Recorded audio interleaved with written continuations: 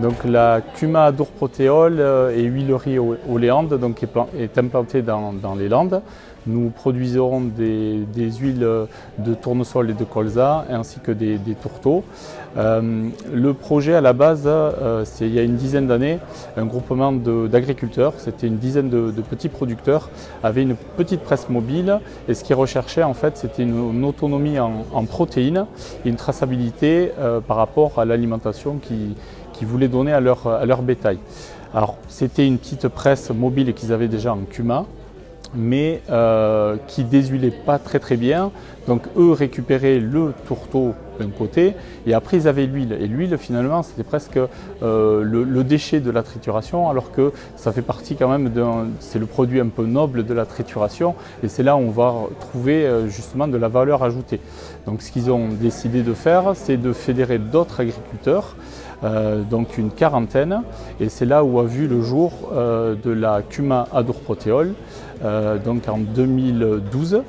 Donc nous triturons à ce jour 2300 tonnes de graines, donc de tournesol bio, colza bio, et ça représente 1300 tonnes de tourteaux produits à ce jour. Donc une grosse partie est récupérée par nos agriculteurs qui sont adhérents à la Cuma, parce que le fonctionnement en fait c'est les agriculteurs adhèrent à la Cuma. La Cuma va leur faire la prestation de transformation en huile et en tourteau. Et ensuite, les agriculteurs, suivant leur schéma d'exploitation, vont décider de récupérer de l'huile des tourteaux, que du tourteau, que de l'huile.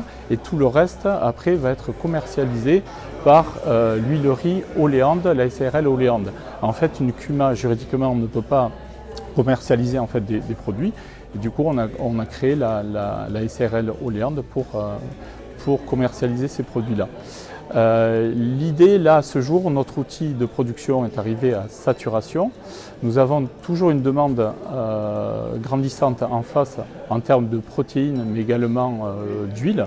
Donc là, l'idée, c'était de pouvoir développer, augmenter nos capacités de production.